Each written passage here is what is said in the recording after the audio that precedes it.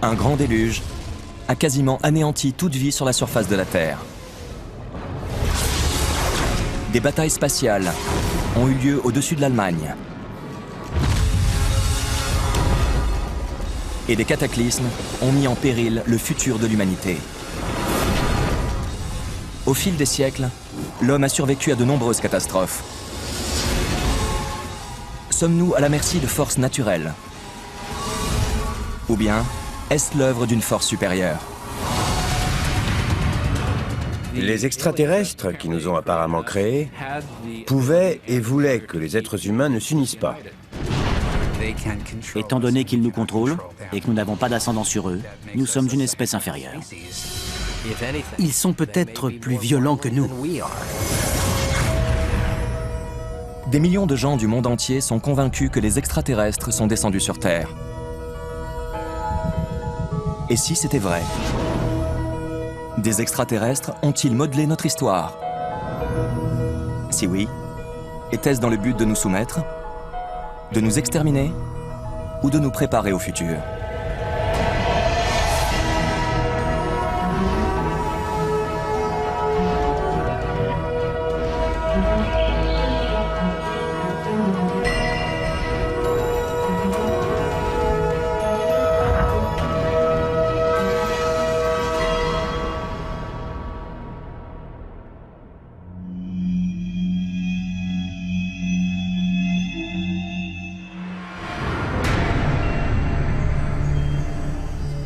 Nous sommes sur le site archéologique de Tortuguero, au Mexique, où reposent les ruines d'une ville maya qui a connu son âge d'or de 250 à 900 avant notre ère.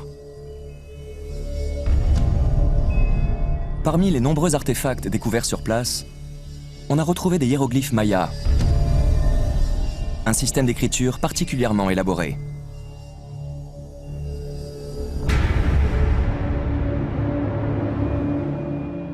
En avril 2006, David Stuart, un spécialiste en la matière, a déchiffré les inscriptions trouvées sur ce qu'on appelle le monument numéro 6. Les chercheurs pensent que cette traduction confirme la date de fin du calendrier maya, le 21 décembre 2012.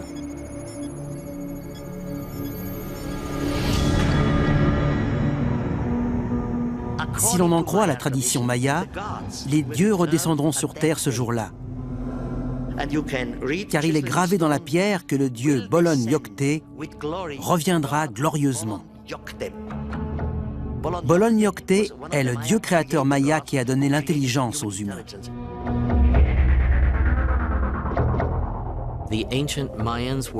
Les Mayas faisaient preuve d'une sagesse supérieure. Et quand ils ont indiqué le 21 décembre 2012, à savoir le solstice d'hiver, comme une date importante de l'histoire de la planète, ils ne se sont pas trompés. À cette date, nous entrerons dans une nouvelle ère. La civilisation maya, dont l'origine remonte au 2e millénaire avant notre ère, est connue pour ses connaissances avancées en architecture, en agriculture, en mathématiques et en astronomie. Mais d'après la théorie des anciens astronautes, ou néo-évémérisme, cette science aurait été acquise en partie grâce aux extraterrestres. D'après eux, le calendrier maya en est la preuve irréfutable. Les spécialistes sont tous unanimes quant à la date de début de ce calendrier, à savoir le 11 août moins 3114. Or, en 3114 avant Jésus-Christ, la civilisation maya n'existait pas. Par conséquent, qu'est-ce qui les a obligés à faire commencer leur calendrier à cette date? Dans le livre de Chilam Balam, le livre des prêtres jaguars, il est écrit que la route menant aux étoiles est descendue du ciel et que 13 dieux plus 9 arrivèrent sur terre. Ce passage indique clairement que quelqu'un est venu de l'espace. Les Mayas ont fait état d'une forte présence extraterrestre. Leur société et leur savoir étaient intimement liés à leurs dieux venus d'ailleurs. Par conséquent, on pense que les extraterrestres se sont servis du calendrier maya pour annoncer que la fin du monde aurait lieu en 2012. L'Apocalypse. l'Armageddon, la fin des temps. De nombreuses cultures et religions ancestrales prédisent que le monde, tel que nous le connaissons aujourd'hui, connaîtra une fin plus qu'agitée.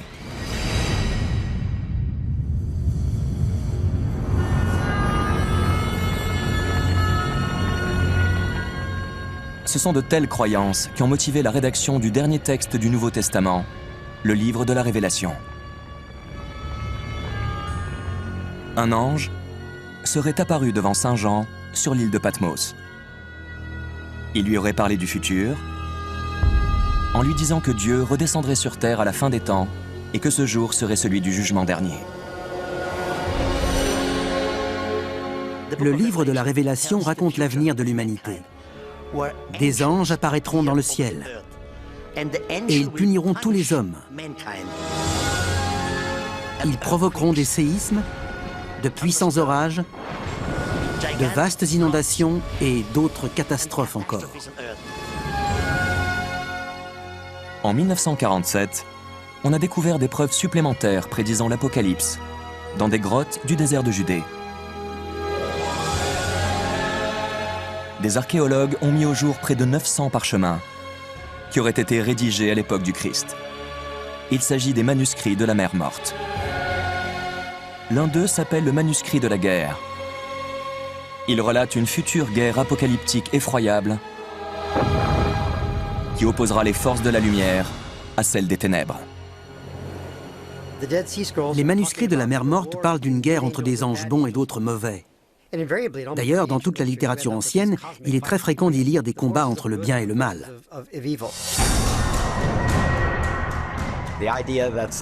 Le fait que les dieux possèdent différentes armées et qu'ils se battent entre eux a parfois donné lieu à des théories selon lesquelles il y a eu une guerre entre armées extraterrestres en visite sur Terre. Cet événement aurait procuré l'imagerie et jeté les bases des mythologies anciennes. Selon les croyances judéo-chrétiennes et islamiques, un jour, il y aura une ultime bataille.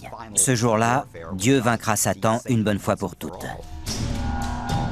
Certains pensent qu'il s'agit d'une métaphore pour dire que les extraterrestres reviendront sur Terre pour s'affronter une dernière fois.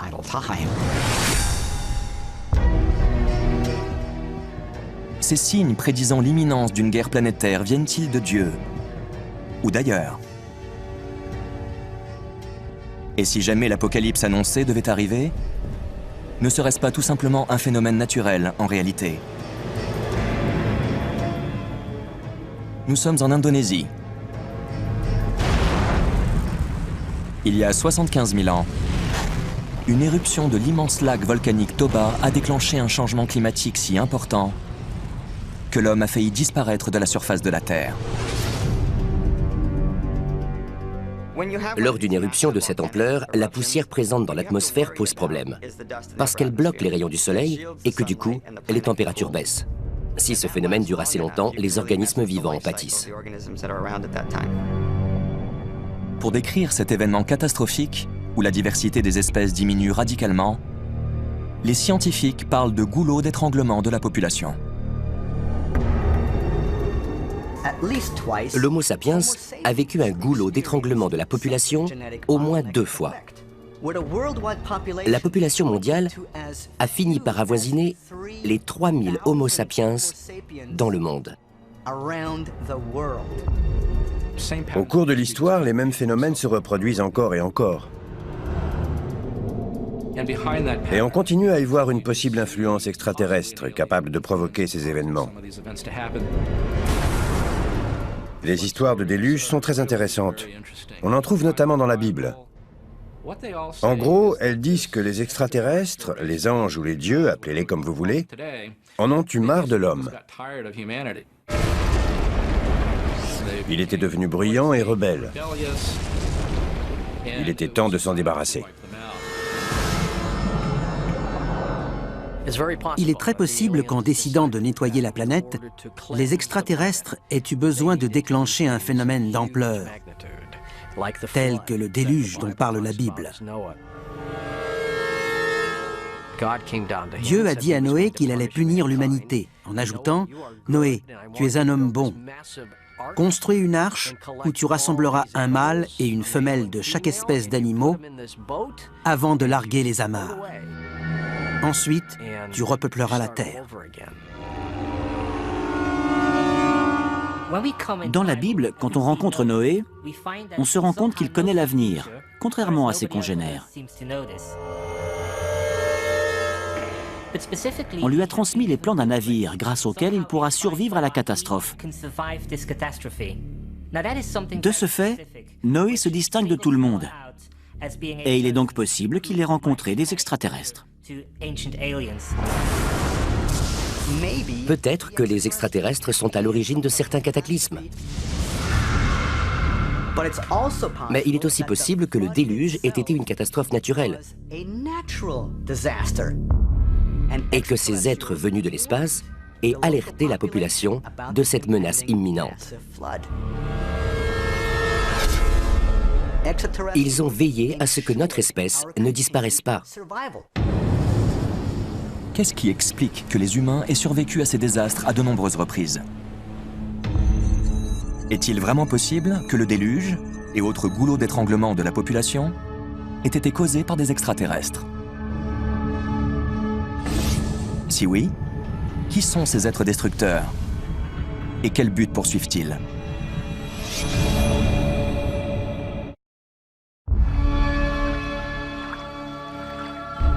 En 2004, en Indonésie, un violent séisme sous-marin provoque un tsunami qui tue plus de 230 000 personnes dans 14 pays.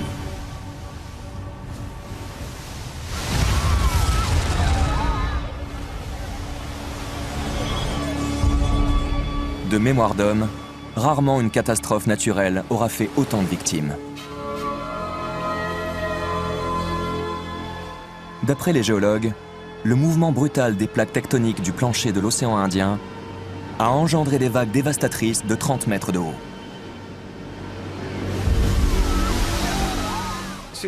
En gros, les tsunamis sont des raz-de-marée géants. Pour expliquer les choses de façon très simple, ils dépendent de la quantité d'énergie déployée dans l'océan à l'endroit qui génère le raz-de-marée. Cette force déplace l'eau qui forme une grande vague qui avance sur de longues distances et qui finit par se briser sur le littoral. Mais quelques jours avant la catastrophe, plusieurs témoins oculaires auraient vu des objets volants non identifiés, selon le journal India Daily. Des gens ont raconté qu'ils ont vu des lumières vives dans le ciel, avant et pendant le tsunami.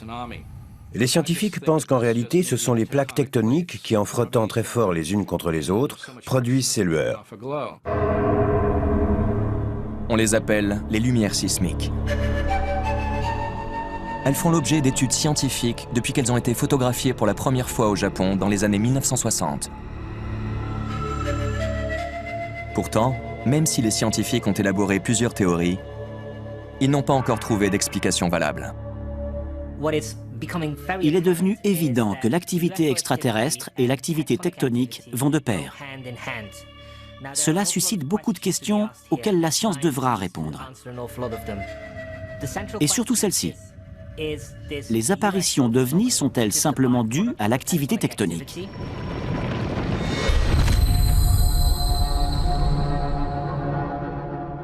En avril 2010, en Islande, l'un des plus grands volcans du pays entre en éruption pour la première fois depuis 2 siècles. Après l'explosion, une équipe de télévision a filmé un étrange objet en forme de V, volant au milieu d'un panache de fumée et de cendres. On a un tas d'images de cette éruption volcanique. Sur certaines d'entre elles, on observe très nettement un objet anormal survolant le volcan. Il est clairement dirigé par une entité intelligente. Et sur la vidéo, on voit bien aussi qu'il ne s'agit pas d'oiseaux, comme le prétendent certains sceptiques.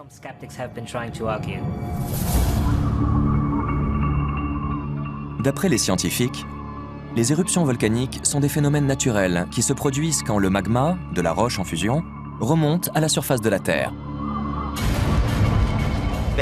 En gros, le magma est soumis à une forte pression à l'endroit où se trouve le volcan, jusqu'à ce qu'il soit libéré. Alors le magma, les gaz et la lave jaillissent du cratère. Malgré cette explication, certains chercheurs sont convaincus qu'il existe un rapport direct entre les catastrophes et l'apparition d'ovnis. Étant donné qu'on observe des ovnis avant, et parfois même pendant ces événements, qu'il s'agisse de tsunamis ou de tremblements de terre, il est évident que les extraterrestres sont là. Reste à savoir s'ils surveillent ou s'ils sont impliqués. Est-ce qu'ils en sont responsables? Est-il possible de déclencher une éruption? Admettons qu'elle est imminente. Est-ce qu'on peut la déclencher ou décupler sa force grâce à la technologie? On l'ignore. On voit seulement qu'ils savent d'avance que quelque chose va arriver. L'OVNI apparaît et l'événement se produit. Si l'on en croit la théorie des anciens astronautes, des soucoupes volantes ont été repérées sur les lieux de catastrophes soi-disant naturelles ou tout près, et ce depuis des millénaires. Y a-t-il une raison? Les extraterrestres éprouvent-ils tout simplement de la curiosité à propos des phénomènes géologiques qui se produisent sur Terre? Ou leur intérêt est-il motivé par une autre raison, plus sinistre? Nous sommes le 14 avril 1561 à Nuremberg, en Allemagne. À l'aube, les habitants observent dans le ciel des boules, d'où émergent des sphères rouges, noires, oranges et bleues.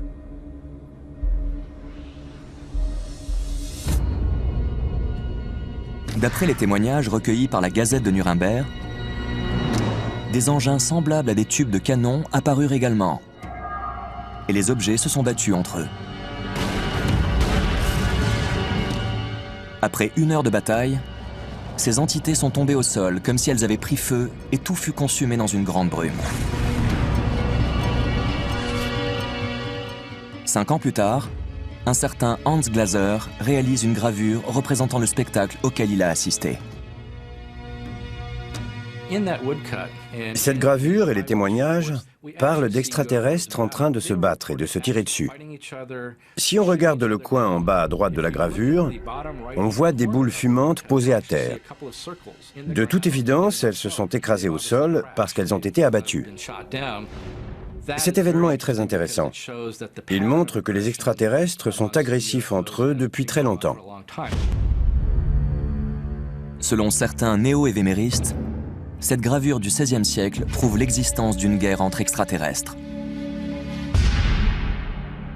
Ils affirment d'ailleurs qu'au fil des siècles, des attaques similaires ont eu lieu.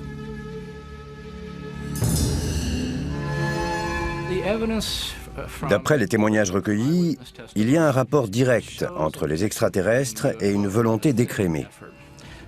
Apparemment, ils veulent délibérément éradiquer ou presque l'espèce humaine. Par exemple, pendant la peste noire, beaucoup de gens ont observé des lumières vives non identifiées dans le ciel qui répandaient du gaz.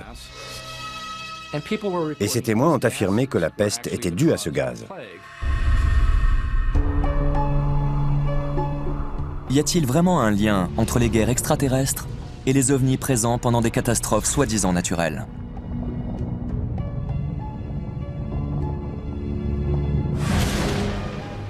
Peut-on prouver que ces visiteurs provoquent des cataclysmes dans le but sinistre de contrôler ou d'écrémer la population terrienne?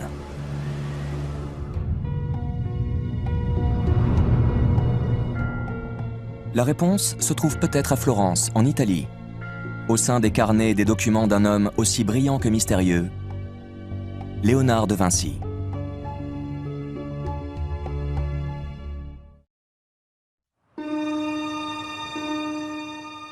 En 2005, à Florence, au bout d'un escalier secret du couvent de la Santissima Annunziata, des chercheurs de l'Institut de géographie militaire ont découvert un atelier de Léonard de Vinci. De Vinci était l'archétype de l'homme de la Renaissance. C'était un peintre, un inventeur et un poète brillant. Il était ambidextre, il écrivait de droite à gauche et non de gauche à droite. Il était fascinant. Même si Léonard de Vinci est célèbre pour ses peintures telles que la Joconde et la Seine, les néo-évéméristes s'intéressent davantage à ses carnets, où figurent des dessins d'engins militaires futuristes, notamment des mitrailleuses, des chars, des hélicoptères et même des sous-marins. De toute évidence, Léonard de Vinci était au courant de secrets transmis depuis plusieurs millénaires.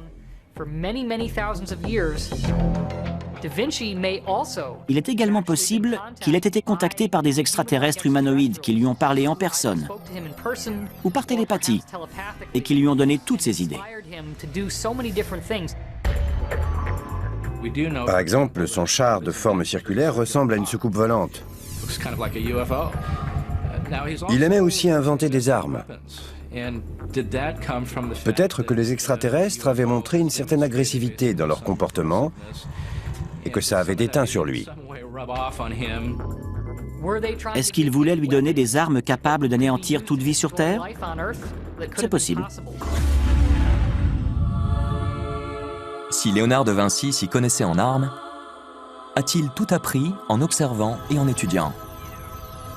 Ou est-ce que son savoir lui a été transmis par une source externe, éventuellement extraterrestre? Il existe un livre de prophéties très rare, dans lequel Léonard de Vinci fait certaines descriptions qui pourraient indiquer une sorte de visite extraterrestre. À certains moments, il dit lui-même qu'il a rencontré ou vu Dieu et des anges. Évidemment, selon la théorie des anciens astronautes, il ne s'agissait ni de Dieu, ni d'anges, mais d'extraterrestres.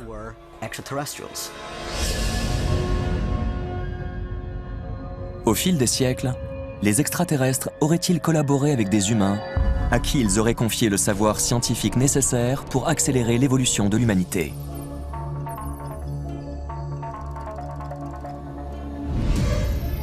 D'après la théorie des anciens astronautes, si l'homme est passé des voitures à cheval aux buggy lunaires en moins d'un siècle, cette collaboration est non seulement possible, mais tout à fait probable.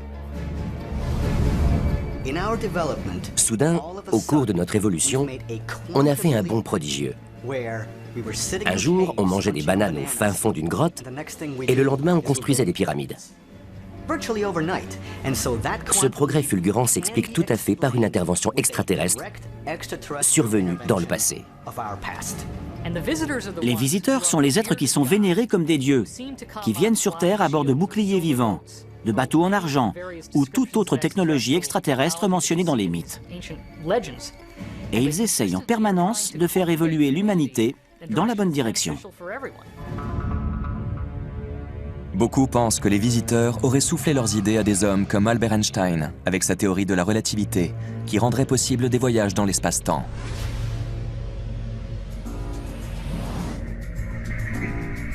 Julius Robert Oppenheimer, dont les travaux en physique théorique ont conduit à l'élaboration de la bombe atomique. Ou Werner von Braun, dont les innovations en matière de fusées ont ouvert la voie aux programmes spatiaux. Quand on étudie la vie et les motivations de Werner von Braun qui l'ont poussé à emmener l'homme dans l'espace, on se rend compte qu'il était convaincu que l'homme y était déjà allé, ou qu'une ancienne civilisation était descendue sur Terre précédemment. Ces scientifiques étaient surtout animés par la volonté de nous emmener dans l'espace, parce qu'ils étaient convaincus qu'ils y trouveraient quelque chose qui changerait complètement la face du monde. Et puis, il y a Nikola Tesla. Ses expériences concernant l'électricité ont été utilisées pour créer des robots, et même ce que certains appellent un rayon de la mort. D'après Tesla, ce rayon de la mort pouvait anéantir une armée de 100 000 soldats d'un seul coup et faire fondre le moteur d'un avion à 400 km de distance. En enquêtant sur le meurtre de Tesla, le FBI a découvert des documents disant que le rayon de la mort était en cours de développement à la base aérienne de Wright-Patterson en 1943. Et justement, où est-ce qu'on a emporté la soucoupe volante qui s'est écrasée à Roswell? Dans cette même base de l'armée. Il y a donc un lien entre les ovnis et l'arme de Tesla. Les inventions de Tesla lui auraient-elles été soufflées par les extraterrestres? Des génies humains ont-ils servi de passerelle, permettant ainsi aux extraterrestres de déclencher nos avancées technologiques? Si oui, à quoi nous prépare-t-il? Y aurait-il un lien entre les progrès scientifiques et intellectuels de l'humanité et les soi-disant catastrophes naturelles qui menacent de faire disparaître des populations entières.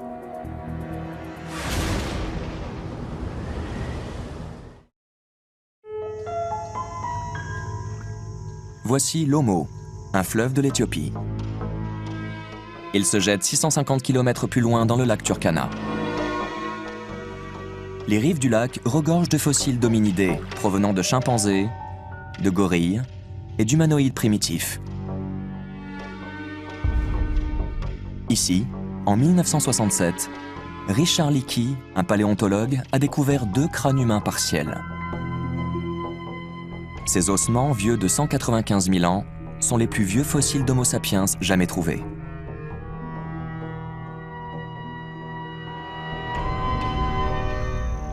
On découvre régulièrement des squelettes plus complets ou un site archéologique plus intéressant. Grâce aux fossiles, on s'aperçoit que l'homme a des ancêtres communs avec le chimpanzé. Les hommes de Néandertal et de Cro-Magnon en étaient très proches. Nous, on vient de l'homme de Cro-Magnon. Mais celui de Néandertal s'est éteint. C'est passionnant d'essayer de comprendre pourquoi on a mieux évolué qu'eux. Si on regarde l'arbre généalogique de l'homme, nous sommes les seuls à avoir fondé une culture. La théorie de l'évolution prétend qu'il s'agit d'un hasard, qu'on s'est adapté au mieux. Je ne suis pas d'accord, il s'agit en réalité d'une mutation artificielle.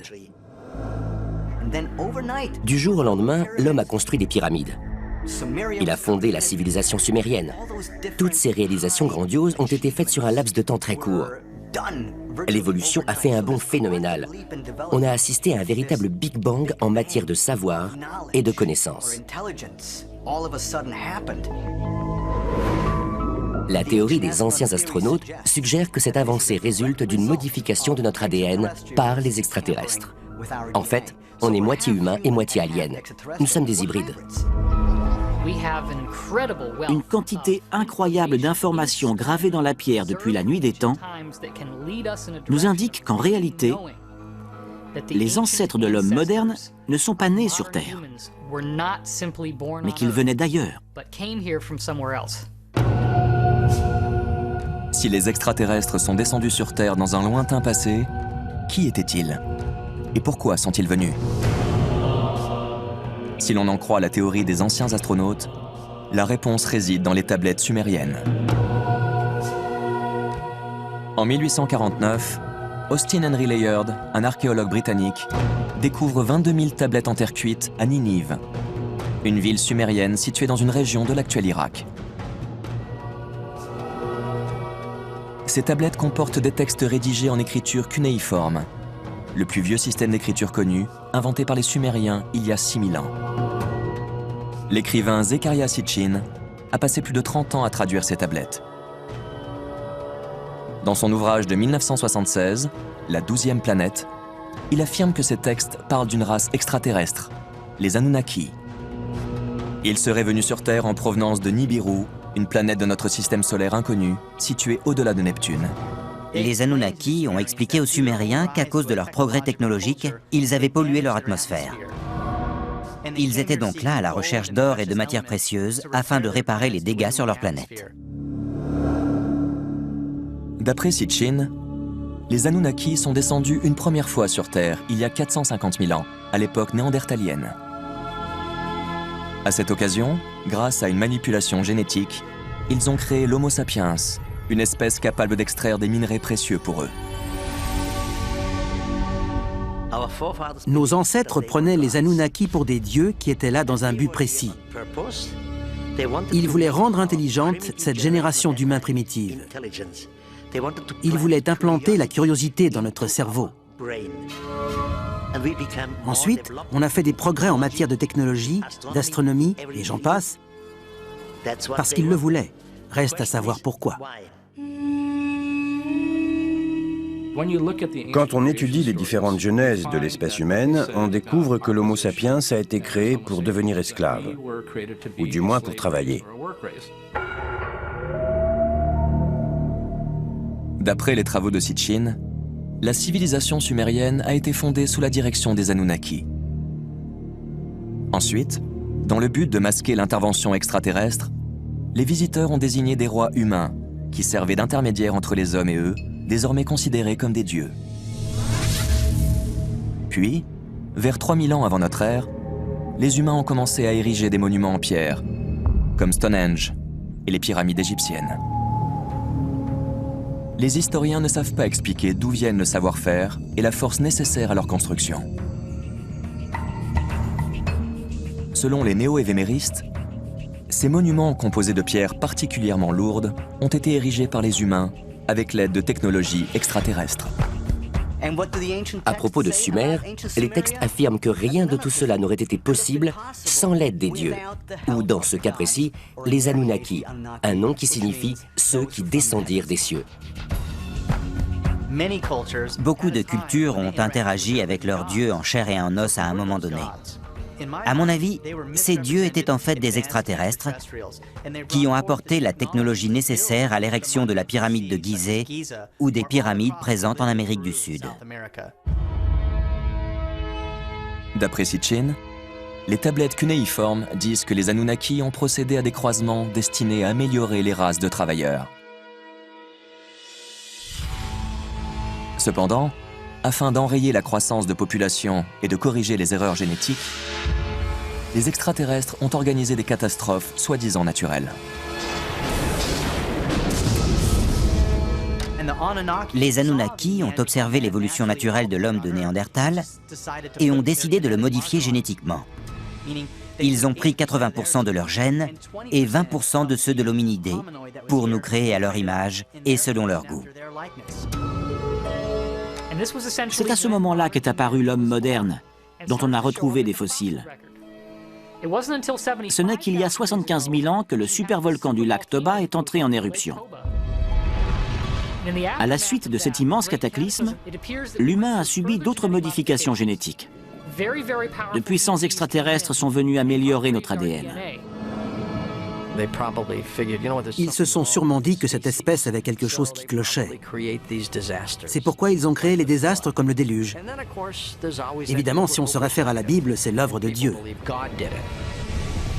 Eh bien, Dieu est peut-être un extraterrestre. Il est tout à fait possible, voire probable, qu'afin d'éradiquer une espèce qu'ils avaient mal créée génétiquement, les extraterrestres aient éprouvé le besoin de tout effacer pour tout recommencer. Selon la théorie des anciens astronautes, on ne trouvera pas la preuve formelle sur les sites mégalithiques, ou grâce à la découverte d'une soucoupe volante qui s'est écrasée, mais dans nos gènes. D'ailleurs, c'est précisément ce qu'affirment les textes anciens. L'homme a été créé à l'image des dieux.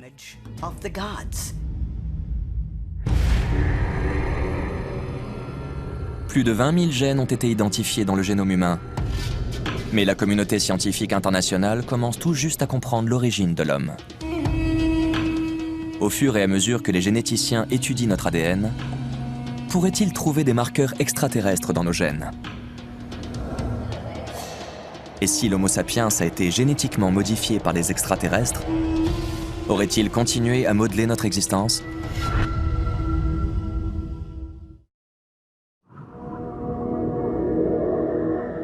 Dans le comté d'Elbert, en Géorgie, se trouve un mystérieux monument en granit de près de 6 mètres de haut, en référence à Stonehenge.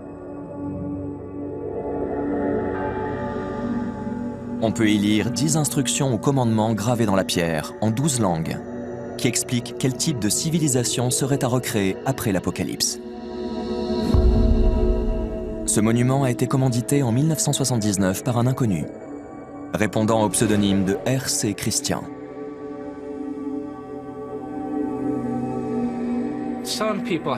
Certains pensent que le commanditaire était un franc-maçon, ou que RC signifie Rose-Croix Christian, le fondateur fictif du rosicrucianisme. D'ailleurs, si les rosicruciens descendent des anciens dieux qui portaient les mêmes tabliers décorés de symboles, il s'agirait des anciens astronautes dont on parle maintenant. Ce monument a-t-il été conçu par des membres de la Rose-Croix, une ancienne société de mystiques et de philosophes inspirée par les religions de l'Extrême-Orient? Si oui, ces inscriptions recèlent-elles des messages codés destinés à nous préparer à l'arrivée imminente de l'Apocalypse? Peut-être. Mais pour certains néo-évéméristes, Ces alertes sont censées prévenir les hommes d'une prochaine invasion extraterrestre bien réelle, voire pire. L'étude, la vivisection et l'éventuelle destruction de toute vie humaine sur Terre.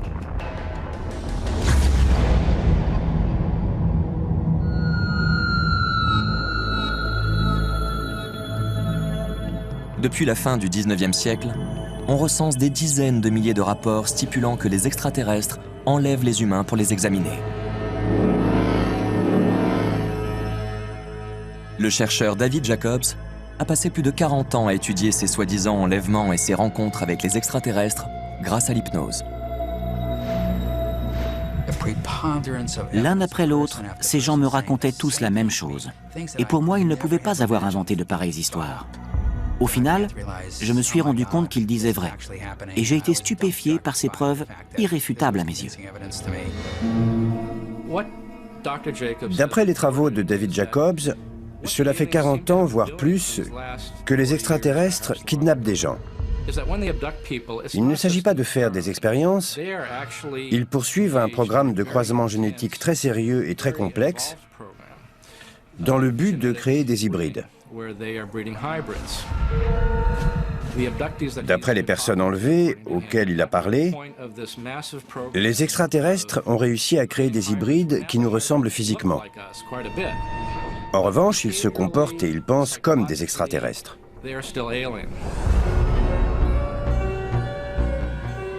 Le chercheur affirme que ces hybrides sont capables de communiquer par télépathie et prendre possession de l'esprit humain. Ces êtres peuvent facilement implanter des idées ou des images dans l'esprit des gens. Par conséquent, les gens que je rencontre disent que ces êtres venus d'ailleurs peuvent les contrôler à différents degrés, grâce au pouvoir de leur esprit. Depuis 2003, les personnes kidnappées auraient affirmé à David Jacobs que les hybrides étaient en train d'intégrer notre société à notre insu.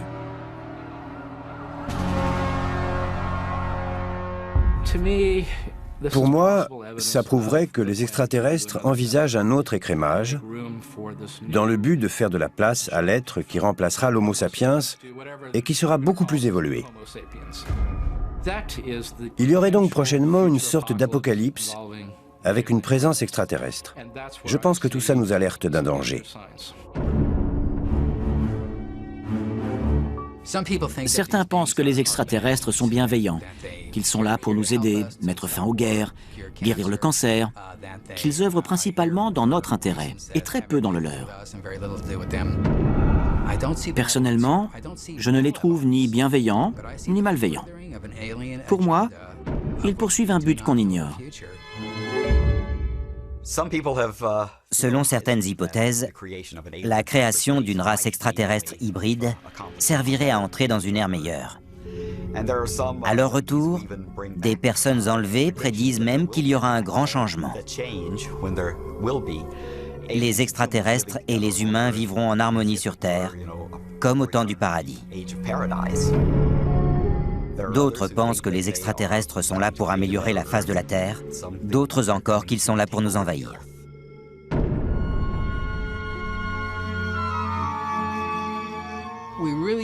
On ignore ce que cherchent les extraterrestres. On sait seulement qu'ils disent depuis longtemps, à ceux qu'ils ont enlevés, que bientôt, tout le monde vivrait heureux et en harmonie. Cela fait des milliers d'années que ça dure. Depuis la naissance de l'Homo sapiens. On le dit depuis le début. Alors, quand on suggère que, maintenant, on est à une époque où un hybride doté d'un degré d'intelligence supérieur arrivera, je ne suis pas d'accord. Nous sommes déjà des hybrides. Nous sommes déjà moitié extraterrestres et moitié humains. Existerait-il des hybrides humains et extraterrestres? Et des technologies extraterrestres conçues pour réguler la population ou pour éliminer des races inférieures génétiquement? Les catastrophes géologiques et les cataclysmes climatiques seraient-ils l'œuvre d'une force invisible, peut-être extraterrestre? Pour les sceptiques, la réponse est un non retentissant. Mais la fin du calendrier Maya approche. saura-t-on enfin le but que poursuivent les visiteurs? Peut-être que seuls ceux qui survivront au-delà du 21 décembre 2012 connaîtront la vérité.